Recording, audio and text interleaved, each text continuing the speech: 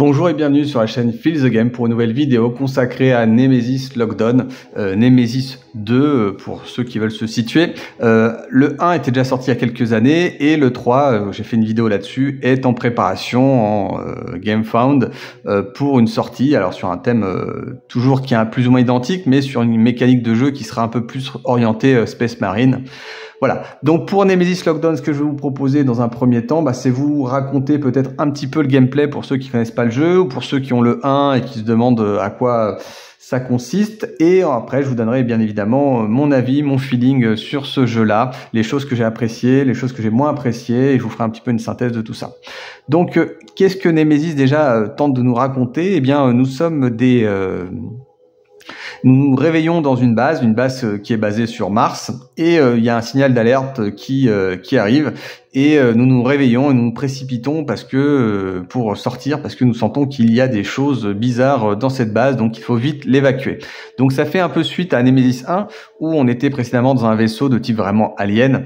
Là on se retrouve plus sur une base, donc on peut évidemment, le Nemesis 1 est parfaitement compatible avec Nemesis 2, vous pouvez réutiliser les personnages, il n'y a aucun souci, et même il y a une petite parmi les personnages nouveaux donc qui vont être proposés, donc vous avez le choix entre 6 personnages. Ce jeu se joue évidemment de 1 à 5 joueurs, et donc vous avez la possibilité de choisir parmi eux, en sachant que chacun des personnages est complètement asymétrique. Vous aurez un paquet de 10 cartes pour chacun d'entre eux, et il y aura des cartes communes à tous les joueurs évidemment, mais une asymétrie qui est forte, avec des cartes très différentes pour agir en fonction vraiment de sa classe de personnage. Donc voilà, pour l'histoire, effectivement, vous êtes réveillé, et effectivement, l'histoire vous raconte qu'il y a seulement 3 façons de s'en sortir de cette base, soit en vous mettant dans une chambre d'isolation, et qui ne s'ouvrira qu'à partir du tour... alors c'est un décompte de tours, donc il y a 15 tours, ça va en décompte à partir du tour 8, ou qui s'ouvrira... ou sinon, vous avez la possibilité de prendre une porte pour prendre le véhicule, un véhicule qui est comme ça, mais si vous avez l'extension, vous avez une figurine à la place, pour vous échapper. Et enfin, la possibilité de prendre des systèmes des SAF, alors je me souviens plus, c'est le système d'auto-évacuation, ça doit avoir un nom, système automatique de fret, voilà. Donc c'est des capsules de sauvetage, et dont effectivement, qui sont un peu plus aléatoires pour les utiliser. Donc voilà, 3 moyens de s'échapper. Vous allez avoir aussi, je dirais, un objectif. Alors un objectif, alors vous avez plusieurs, selon ce que vous jouez, vous pouvez jouer soit en solo, soit en coop. Eh bien effectivement, il y a des objectifs qui sont sympas. Ou sinon, et pour moi c'est un peu plus l'essence du jeu, des objectifs qui sont plus antagoniques, et qui seront de 2 natures. Vous allez piocher dans les objectifs un objectif personnel et un objectif corporation. En général, l'objectif personnel, c'est de découvrir des choses dans la base. L'objectif corporation, c'est plus souvent d'éliminer certains autres joueurs. En sachant qu'effectivement, vous ne pouvez pas vraiment éliminer directement les autres joueurs. L'histoire raconte qu'on a tous une puce dans le cerveau qui nous empêche de tuer les autres parce qu'on est dans l'espace. Mais en gros, vous pouvez balancer une grenade s'il y a un alien en même temps dans la cabine de votre personnage. Mais le but primaire doit être évidemment de tuer les aliens ou de faire de la maintenance, mais en aucun cas d'attaque directe sur les autres personnages. Donc je tiens à le préciser, donc c'est un jeu semi-coopératif. Alors le semi-coopératif, peut-être que la première fois vous allez jouer chacun pour votre gueule, peut-être que vous allez jouer trop coopératif, mais voilà, il y a clairement dans ce jeu-là un système, un mode de jeu à trouver, donc si vous êtes trop solo, ça peut très très mal tourner. Sur le gameplay, voilà, pour revenir, donc je vous disais, il y avait 10 cartes, vous piochez 10 cartes en fonction de votre classe de personnage. Alors votre classe de personnage, je vous dis, il y en a 5-6 comme je vous ai montré là, donc vous allez avoir un deck de 10 cartes, donc je vais essayer de les récupérer là, voilà, donc c'est pas ça, 10 cartes que j'ai mis, je les avais, oui voilà, ils sont là, voilà, par exemple je vous ai pris la survivante. Effectivement, la survivante, elle a ses 10 cartes. un début de tour, voilà, vous avez directement un ordre de tour. Vous piochez vos 5 cartes. Donc au début de jeu, vous avez vos 5 cartes. Vous déplacez le premier joueur, donc ça va être un jeu tournant. Et ensuite, vous faites 2 actions. Vous voyez, ça c'est un système qu'on connaît bien, notamment Arkham. 2 actions, ça veut dire jouer 2 cartes. Donc vous jouez 2 cartes ou vous faites des actions de base qui sont récapitulées ici. Donc se déplacer, tirer, etc. Ou des fois, vos cartes vous donnent des capacités intéressantes à faire, notamment fouiller une pièce, vous reposer. Alors là où j'insiste peut-être, c'est le système peut-être de déplacement qui est assez original, puisque vous allez vous retrouver dans une base. Dans cette base, vous allez avoir des tuiles qui vont être dissimulées, et sur chacun, il y aura un petit marqueur comme ça. Donc quand vous avancez sur cette salle, la priorité de savoir, c'est est-ce que vous faites un déplacement normal ou un déplacement vigilant. Un déplacement vigilant vous coûtera plus de cartes et donc va plus épuiser votre main, et vous allez donc faire moins d'actions. Un déplacement standard va vous obliger à lancer un dé pour déterminer si, quand vous avancez, si vous faites du bruit. Et c'est un peu le cœur du jeu, le bruit, puisque au fur et à mesure du jeu, vous allez poser des marqueurs de bruit autour de certaines salles, et si un marqueur bruit rencontre un autre marqueur bruit, eh bien il y a un événement, probablement une rencontre avec un alien, et la taille de l'alien sera peut-être variable en fonction de ce que vous avez dans le sac. Ce sac qui, au fur et à mesure des tours, va devenir de plus en plus rempli de grosses bêtes. Au début, il y a pas mal de petites bêtes, et au fur et à mesure, vous allez avoir des adultes, voire des hybrides, des choses de plus en plus grosses et de plus en plus potentiellement mortelles. Donc, l'avantage de ça, vous regardez un peu, vous avez à chaque fois un jeton mystère qui va changer systématiquement, voilà, avec des effets. Vous tournez la tuile et vous avez des salles qui vont être plus ou moins intéressantes pour votre objectif personnel, ou pour essayer de trouver des solutions pour vous échapper le plus facilement possible. Donc la mécanique de déplacement est très importante. Et aussi, je vous expliquais un petit peu dans la foulée le système de combat. Le système de combat aussi, ça va arriver. Alors là aussi, ça va dépendre un petit peu de quel type de bête vous rencontrez. Soit vous rencontrez une petite bête, un simple point de dégâts suffira. Soit vous rencontrez une grosse bête. Et là, a priori, si vous n'avez pas une grosse arme à feu, ça va être assez compliqué. Et donc, soit vous enfuyez, vous risquez de prendre une blessure, soit vous lui tirez dessus. Alors là où le système est intéressant aussi, c'est qu'effectivement, vous allez tirer un dé plus ou moins intéressant selon que vous soyez dans le noir ou dans l'obscurité. Voilà, c'est un système qui a été introduit dans Nemesis 2, qui est un système d'obscurité, de nuit, et qui fait que quand vous êtes dans le noir, et donc les combats sont plus difficiles. Charge à vous de trouver des pièces intéressantes pour remettre du courant, qui vous permettront un petit peu d'illuminer vos pièces. Voilà, ce qui vous donnera des situations plus intéressantes pour les combats, mais aussi des situations moins dramatiques pour les situations d'événements. Et donc c'est là où je reviens sur ma phase de jeu. Donc là, quand tous les joueurs ont joué, on arrive à la phase d'événement. C'est aussi ça qui est intéressant. Donc des nacelles SAF se lancent. Donc vous allez avoir toute une piste de nacelles, des nacelles qui vont être cachées parmi les tuiles, et il va falloir essayer de trouver des moyens de deviner quelle nacelle doit décoller pour essayer de prendre la bonne, éventuellement, si vous avez envie de partir sur des nacelles. Ensuite, vous allez avoir le marqueur tour qui va descendre, des alimentations qui vont s'éteindre, des bruits qui vont éventuellement se retirer, et surtout des attaques d'intrus. Donc les intrus, en fait, ce sont les aliens. Donc ces aliens-là vont pouvoir vous attaquer, et si vous êtes dans la même pièce qu'eux. Enfin, et c'est aussi un des trucs intéressants, il va y avoir des événements. Alors les événements vont consister souvent à des pannes de réacteurs, des courts-circuits, des aliens qui se mettent en chasse si jamais ils étaient adjacents à vous et qui vont essayer de vous poursuivre. Donc pas mal de choses assez négatives en général. Donc du feu qui va pouvoir prendre au sein de la base. Faut comprendre que dans ce jeu-là, vous êtes constamment en mode de survie, c'est-à-dire que la base est en train d'exploser, plus ou moins. Vous avez des aliens qui commencent à se développer de plus en plus, et vous avez éventuellement en plus des joueurs qui vont chercher peut-être à vous éliminer, donc à peut-être non pas vous tirer dessus, mais à essayer de vous pourrir la vie. Donc ça peut être voilà, donc il y a un sentiment d'oppression qui est très forte. Et pour trouver notamment pour gagner le jeu, donc vous avez, comme je le disais, besoin de remplir votre objectif et aussi de trouver un moyen de vous échapper.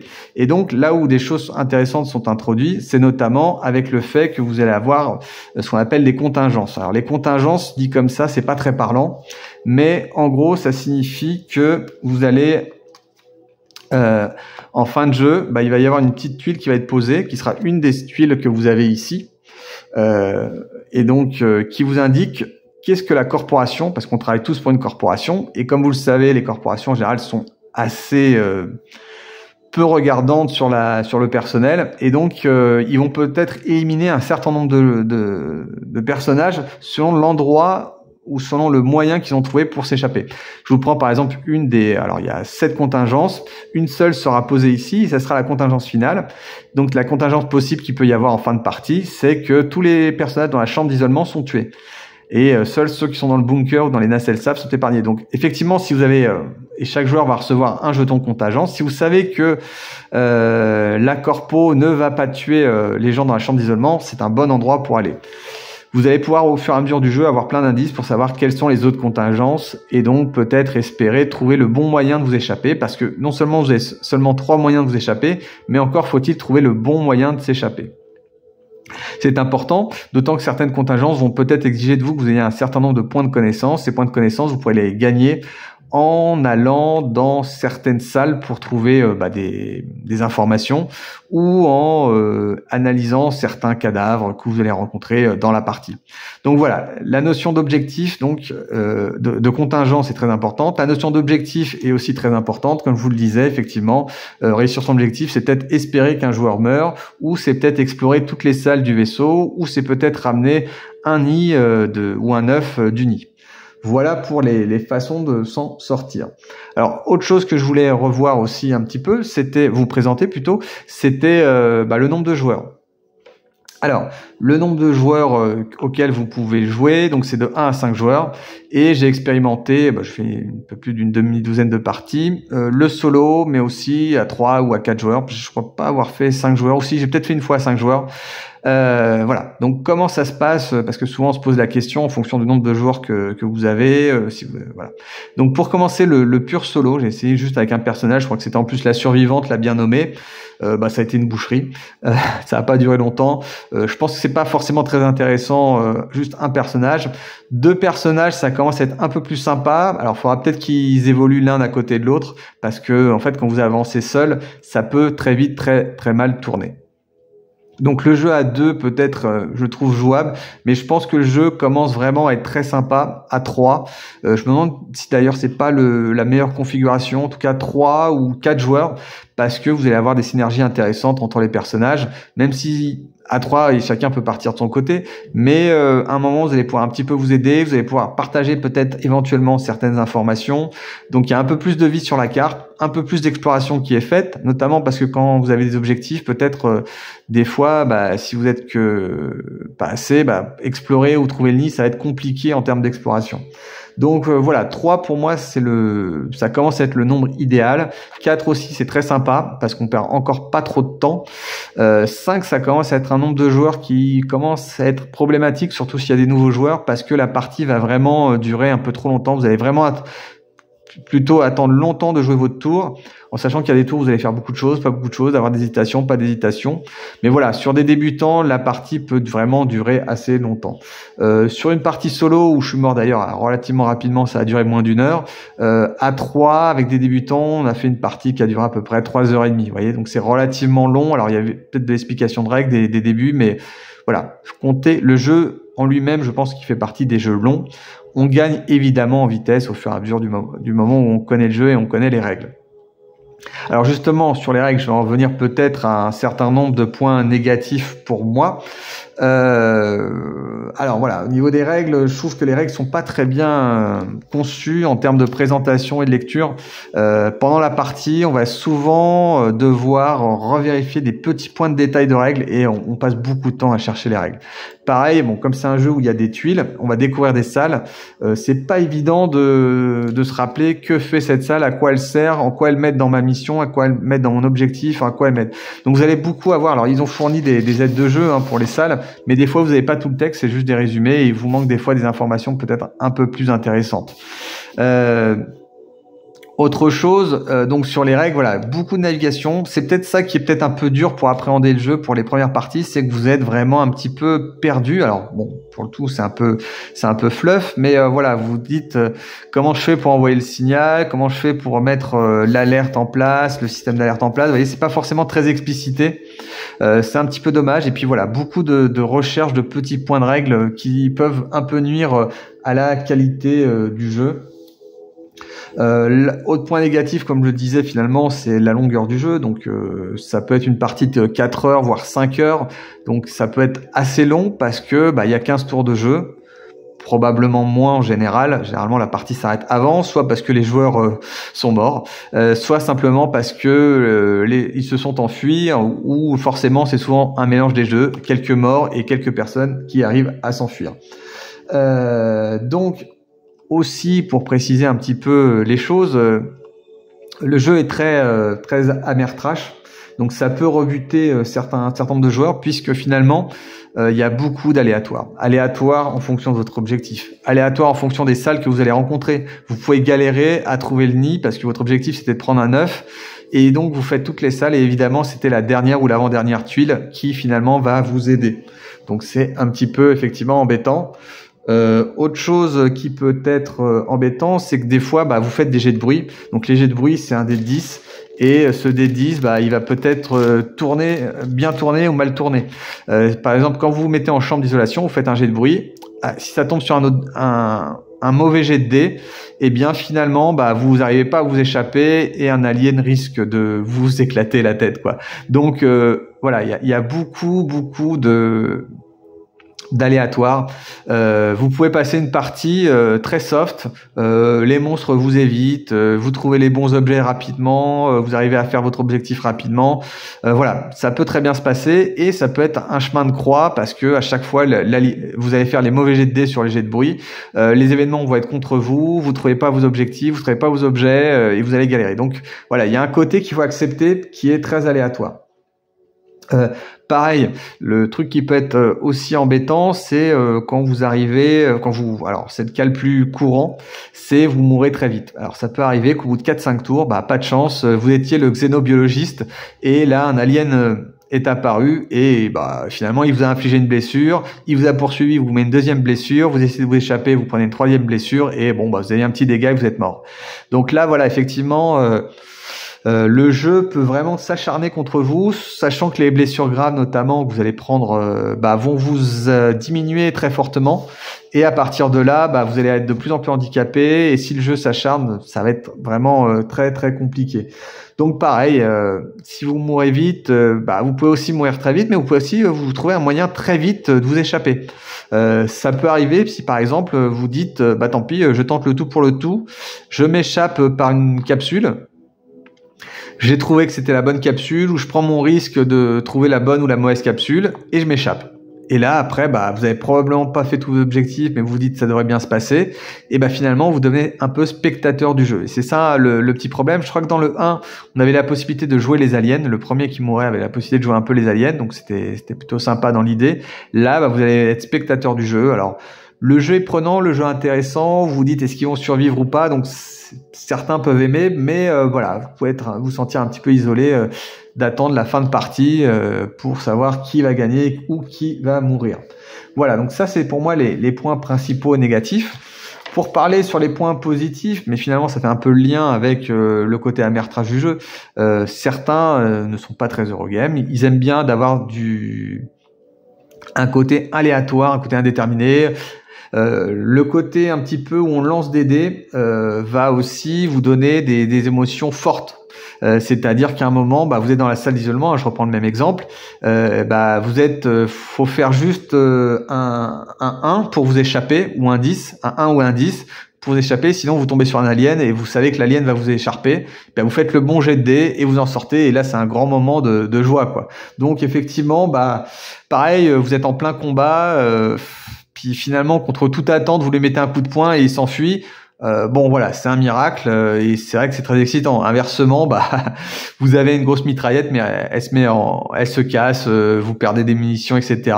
et ça tourne mal. Donc voilà, je trouve que le côté up and down du jeu peut être très satisfaisant pour ceux qui sont pas vraiment attachés forcément au contrôle parfait du jeu. Voilà, donc ça aussi, je trouve, c'est plutôt un point positif. Et moi, à titre personnel, c'est ce qui me plaît aussi dans le jeu, c'est de retrouver, voilà, une partie qui peut très bien se dérouler ou lutter contre l'adversité. Mais voilà, c'est un jeu qui peut vous surprendre dans ce niveau-là. Alors, qu'est-ce qu'il y a d'autre de sympa? C'est aussi l'asymétrie, je trouve, des personnages. Le fait d'avoir des personnages très différents. Vous avez évidemment un gros bourrin guerrier. Le soldat, je crois qu'il s'appelle. Voilà, donc tout de suite, il commence avec une grosse mitraillette. Tout de suite, il va pouvoir gérer un ou deux aliens plutôt, peut-être pas trois.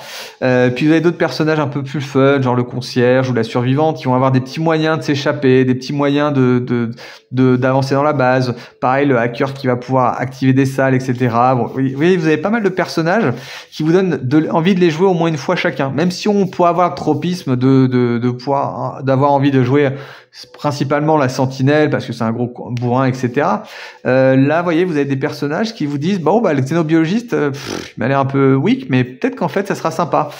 Pareil, le rat de labo, ça inspire pas trop, mais en fait il a un gameplay qui est plutôt intéressant. Donc je trouve que les personnages sont bien travaillés, bien asymétriques, ils ont chacun leur paquet et ça aide à la redécouverte du jeu. Pareil, dans les bonnes choses, c'est que le plateau, alors je l'avais plus fait dans ma vidéo où je présentais l'unbox, vous avez un plateau recto verso. Donc là aussi, vous avez la possibilité d'explorer peut-être une autre façon de jouer. Alors je vous dis ça, moi j'ai fait, je vous dis, plus d'une douzaine de parties. Comme j'ai joué de manière un petit peu étalée dans le temps, j'ai jamais fait 2 ou 3 parties d'affilée, peut-être une fois 2 parties d'affilée, j'ai pas eu envie de retourner le plateau. C'est-à-dire que je me suis contenté pour l'instant sur du jeu de base, entre guillemets. Et donc finalement, voilà, je trouve qu'il y a encore pour moi un potentiel de rejouabilité avec les personnages différents, ça vous l'avez, mais aussi la possibilité de retourner le plateau. Donc ça c'est quand même bien vu de donner ça. Et enfin, comme je l'avais acheté en forme de GameFound sur du KS, donc du Kickstarter, donc j'ai aussi l'extension pour l'instant que je n'ai pas exploré encore. Mais voilà, ça me laisse encore des perspectives sur ce jeu et donc de la rejouabilité. Alors, ce que je trouve bien aussi, c'est peut-être son mode assez immersif. J'ai pas mal parlé du mode survie. Donc effectivement, quand même, il y a un truc que j'adore déjà, c'est le côté semi-coopératif. Vous savez bien que j'ai présenté Battlestar Galactica et c'est un jeu que j'aime beaucoup, un de mes jeux préférés d'ailleurs. Et le côté semi-coopératif qu'on retrouve, où on doit se méfier de tout le monde, mais qu'on se dit bon, on peut faire peut-être une alliance de circonstances avec un autre, peut-être s'échanger des informations sur la contingence pour essayer de s'en sortir.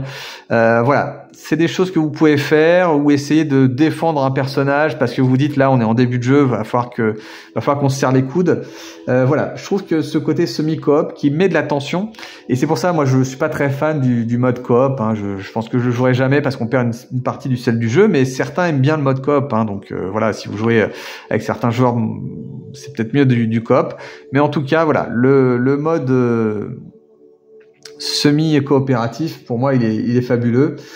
Il permet en plus une meilleure immersion, c'est-à-dire qu'en fait, vous êtes sur une base, vous êtes un employé de base et vous êtes travaillé pour une corpo et vous savez pas trop ce qui va se passer.